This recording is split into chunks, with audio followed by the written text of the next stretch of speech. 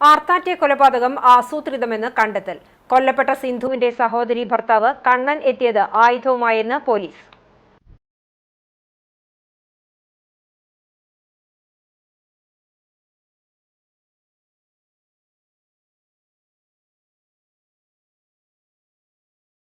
പ്രതിക്ക് വിസ തട്ടിപ്പുമായി ബന്ധപ്പെട്ട് വൻ സാമ്പത്തിക ബാധ്യതയുണ്ടായിരുന്നുവെന്നും ഇതിന് പരിഹാരമായിട്ടാണ് കൊലപാതകം നടത്തിയതെന്നും റിപ്പോർട്ടുണ്ട്.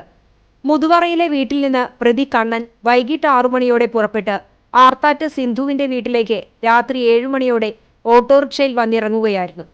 ഭർത്താവ് മണികണ്ഠൻ പുറത്തുപോയ തക്കം നോക്കി ഇയാൾ വീട്ടിലെത്തി സ്വർണം കവരുകയായിരുന്നു ലക്ഷ്യം.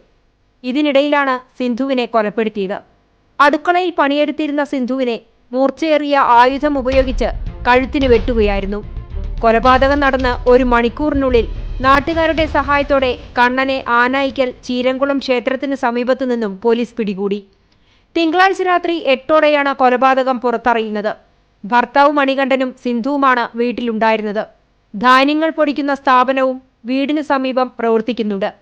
പണികൾ കഴിഞ്ഞ് മണികണ്ഠൻ വീട്ടിൽ നിന്നും പുറത്തുപോയ സമയത്തായിരുന്നു കൊലപാതകം. മണികണ്ഠൻ വീട്ടിൽ തിരിച്ചെത്തിയപ്പോൾ അടുക്കളയിൽ സിന്ധുവിനെ മരിച്ചു കിടക്കുന്ന നിലയിലാണ് കണ്ടത്. അതേസമയം ഇൻക്വസ്റ്റ് നടപടികൾ പൂർത്തിയായി.